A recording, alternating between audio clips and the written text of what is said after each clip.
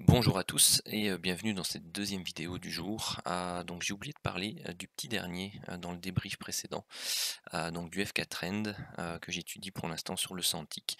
Je vais le faire, donc c'est sur la journée du 7 décembre. Donc j'ai passé en revue avec vous les différentes alertes qu'il a données. Donc ce sont celles qui s'affichent en rouge et en bleu sur le graphique. Donc je vais parcourir ça de 9h à 21h30 comme d'habitude. Alors, celle-ci, tout simplement, c'était une belle possibilité, hein, puisque bon, c'est sur une zone de latéralisation ici. Euh, on lance un avalement ici à l'open. On a un signal, mais on se fait stopper. Hop là, ensuite, une alerte baissière, donc vous aviez la possibilité ici de faire un run de 20 points, ou si vous étiez un peu plus patient, 35 points. Bon, je rappelle que le stop que j'étudie pour l'instant, en plus, bon, on est dans une période assez molle, donc c'est plus ou moins 35, 40 points, pas plus. Grand max 50, c'est sûr que c'est le genre de choses qui évolue avec la volatilité. Tout comme les objectifs, hein, c'est proportionnel. Donc, mais dans la période actuelle, eh bien, tout simplement entre 35 et 50 points, c'est un bon compromis par rapport aux objectifs qu'on peut aller rechercher. Ici, alerte à l'achat, donc on pouvait faire un run de 25 points. Après, voilà, le plus bas qu'on faisait ici, c'était 30 points. Donc on pouvait aller, si on était patient, rechercher beaucoup plus, jusqu'à plus ou moins 85 points.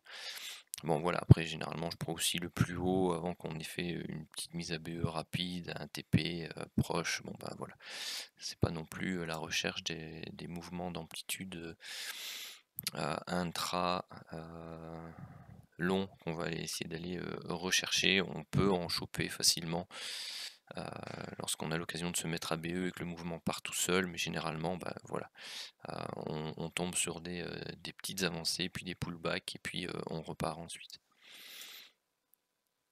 Ici, une alerte à la vente, bon, elle va donner 40 points. Ensuite, elle revient chercher le niveau de mise à BE si jamais on s'est mis à BE. Puis, si jamais on était plus patient, on pouvait aller rechercher à 50 points, 10 points de plus. C'est pas énorme. Celle-ci, achat là, tout simplement, on est stoppé. Après, c'est peut-être un peu délicat, hein, c'est comme dans tous les setups, hein, il faut travailler aussi. Donc, c'est la zone de résistance ici par rapport au dernier plus haut, donc c'est pas idéal pour acheter.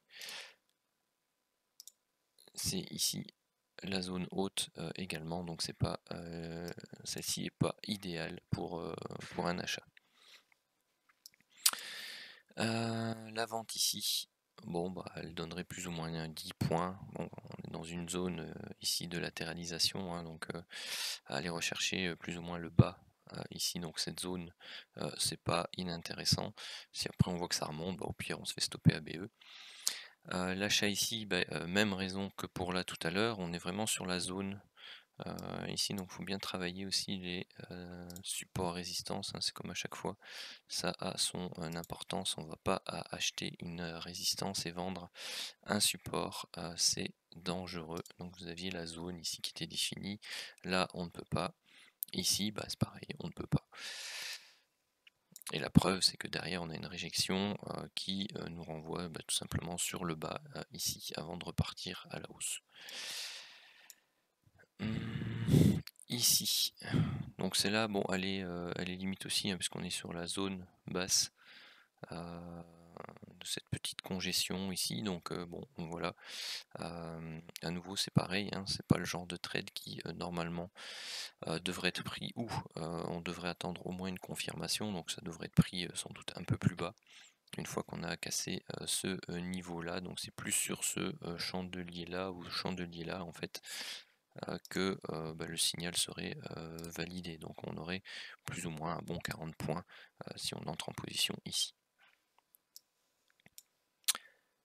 Alerte à l'achat, hop, boum, plus ou moins 45 points. Bon là c'est 23h aidé, on va pas en parler. Ici c'est la nuit. Là ici c'est ce matin, donc on avait une alerte ici, donc bon ça donnait une dizaine de points, et celle-ci à l'achat qui donnait eh bien tout simplement une bonne soixantaine de points.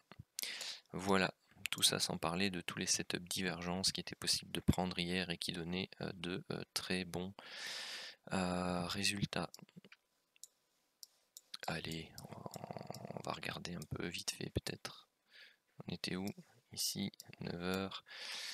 Voilà, vous aviez les alertes divergence ici, donc avec le break là, il y avait moyen de monter. Le break baissier ici, il y avait moyen de prendre quelques points. Celle-ci, il y avait moyen de faire donc une bonne partie de la baisse ici. Après donc celles-ci elles sont pas validées hein, puisque vous avez la ligne de tendance qui part ici puis qui est réajustée.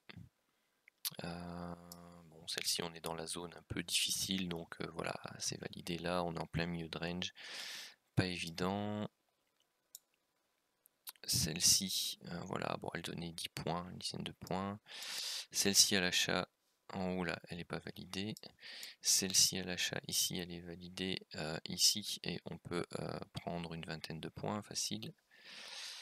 La baisse juste derrière, hop, on peut reprendre aussi 30-50 points. La baisse ici, une vingtaine de points sans doute. Celle-ci, boum, on peut faire toute la baisse là. Deuxième, après derrière, on peut faire toute la hausse ici avec la bleue. Hein. Hop, on peut refaire toute la baisse ici avec la... Donc quand ce sont des périodes comme ça, les setups de divergence sans tick sont très intéressants. Ici pareil, un setup de divergence là. Vous aviez ici hop, la validation quelque part par là et puis vous pouviez grappiller une soixantaine de points. Voilà pour le petit débrief rapide.